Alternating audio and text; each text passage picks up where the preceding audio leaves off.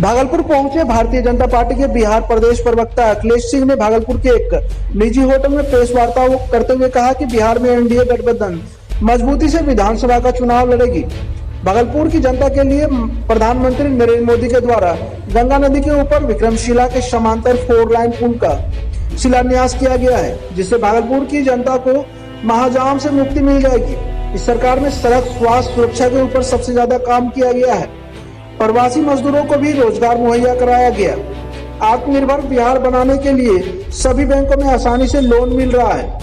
राजद पर उन्होंने निशाना साधते हुए कहा कि राजद के शासनकाल में बिहार के सभी नागरिकों को मालूम है कि यहाँ सड़क की स्थिति कैसी थी। भय का वातावरण बना हुआ रहता था, लूट अपराध खुलेआम होता था, और आज एनडीए के शासनकाल में भय मुक्त वातावरण बना हुआ है। उन्होंने आगे बताया कि मैं देश के राजकुमार और बिहार के राजकुमार दोनों को खुली चुनौती देता हूं कि उनके सामने 10 तरह का कृषि यंत्र, कुदाल, खुरपी वगैरह वगैरह सामने रख दिया जाए और उनमें से किसी एक कृषि यंत्र को उसके नाम से बताने का कार्य करे तो मान लेंगे कि उन्हें किसान की चिंता है, जो खुद ट्रैक्टर पर सोफा लगाकर ब्रांडेड जूता पहनकर अपने आप को किसान का हितैषी बता रहे हैं। क्या कभी कोई किसान ट्रैक्टर पर सोफा रखकर बैठता है क्या? सड़कें थी, न स्कूल भवन थे, न अस्पताल थे।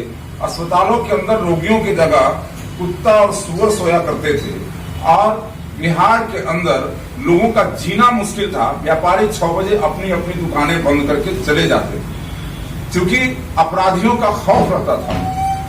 स्थिति यह थी कि अगर कोई घर से निकलता है तो वापस आएगा कि नहीं आएगा, इसका कोई ठीक नहीं था। और बड़ी संख्या में व्यापारी उद्योगपति बिहार से पलायन कर दूसरे राज्यों में चले गए क्योंकि उनके जान को खतरा था और इसलिए वो लोग दूसरे राज्यों में चले गए। मैं सिर्फ एक उदाहरण देना चाहता हूं कि बिहार में हेल्थ का बजट उस समय में 278 करोड़ रुपया का हेल्थ बजट हुआ करता था यूपीए के शासन में, और आज 10,000 करोड़ रुपए के करीब का हेल्थ के मामले में हमारा बजट है। पीएससी 398 था, आज 1500 से ज्यादा पीएससी बिहार के अंदर है। एएनएम उस समय में 479 हुआ करती थी, मात्र बिहार के अंदर 479 एएनएम हुआ करती थी। आज 20,000 से ज्यादा एएनएम बिहार के अंदर है। फिर भी ये कहते हैं बिहार की स्वास्थ्य सेवा पर वो प्रश्न उठाते हैं। मैं बिल्कुल आपके माध्यम से ये कहना चाहता हूं कि हमने बिहार के विकास के लिए अपना सब कुछ लगाया है और दूसरी तरफ लोगों ने अपने परिवार के विकास के लिए सब कुछ लगाया है। हमने सड़कें बनवाई हैं, हमने पुल पुलिया बनाया है। मैं सिर्फ एक उदाहरण देना चाहता हूं कि जितने कार्य प्रगति पर हैं सब अगर जिस दिन पूरे हो जाएंगे उस समय में केवल गंगा पर 62 लेन का पुल होगा। 62 लेन का पुल केवल गंगा पर होगा। और इसलिए मैं आप सबके माध्यम से विश्वास दिलाना चाहता हूं, बिहार के अंदर एक ऐसी सरकार जो सरकार जनता के लिए जवाबदेह है और दूसरी तरफ ऐसा गठबंधन जो अपने परिवार के प्रति जवाबदेह है। और मैं फिर से कहना चाहता हूं, तेजस्वी यादव चाहे जितना भी उपक्रम कर ले, पोस्टर से अपने पिताजी अपनी माताजी का फोटो हटा ले, लेकिन बिहार न भूला है न भूलेगा। और बिहार के लोग उन दिनों को याद कर आज भी कांप जाते हैं जिस समय में लोगों का जीना मुश्किल था। और मैं विश्वास दिलाना चाहता हूं कि बिहार की जनता के विकास के साथ एनडीए खड़ा है, बिहार की जनता के प्रगति के साथ एनडीए खड़ा है। कोरोना काल में भी जो एक डबल इंजन की सरकार है, नरेंद्र मोदी जी के प्रयासों से, नरेंद्र मोदी जी की कृपा से बिहार के अंदर 31 लाख से ज्यादा मजदूर बिहार के अंदर आए।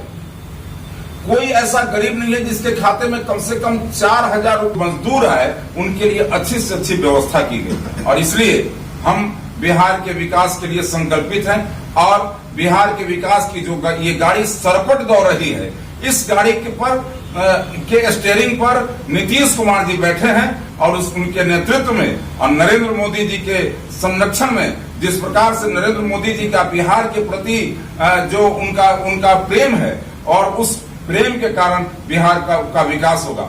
जहां तक रोजगार की बात है, रोजगार की बात करने वालों से मैं एक सवाल करना चाहता हूं।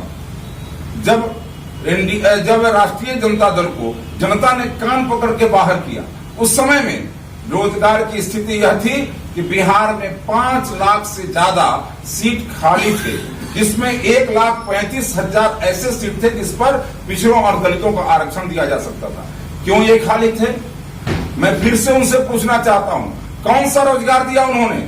अपहरण उद्योग का रोजगार, और जिसके रॉ मटेरियल डॉक्टर्स और इंजीनियर्स हुआ करते थे, जिनको दियारा में ले जाया जाया करता था, और कोई चोरी की कार अगर मिलती थी तो सीएम हाउस में मिलती थी।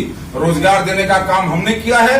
बिहार के अंदर इंफ्रास्ट्रक्चर बढ़ा करके, बिहार के अंदर इंफ्रास्ट्रक्चर अगर बढ़ा है तो रोजगार मिला है। मैं सिर्फ एक उदाहरण देना चाहता हूं, 10 लाख जीविका समूहों के माध्यम से महिलाओं को रोजगार देने का काम किया गया है। कृषि क्षेत्र में रोजगार देने का काम किया गया है। प्रोसेसिंग यूनिट बढ़ाने का काम किया गया है। आत्मनिर्भर बिहार के तहत केंद्र सरकार ने जो रुपया दिया है उसके माध्यम से बिहार के अंदर रोजगार सृजन का काम हो रहा है। लेकिन जिन लोगों को खुद की बेरोजगारी सता रही है, उन लोगों को आज चिंता हो रही है। लेकिन जब हम घर घर बिजली दिए हैं, सड़कें दिए हैं, रोजगार तो बढ़ेगा। लेकिन ढिवड़ी युग और लालटेन युग के लोगों से मैं पूछना चाहता हूं, क्या प्लग लालटेन में लगता है, प्लग बिजली में लगता है? और बिजली देने का काम हमने किया है। हर खेत को बिजली देने का काम चल रहा है, हर घर को बिजली देने का काम पूरा हुआ है।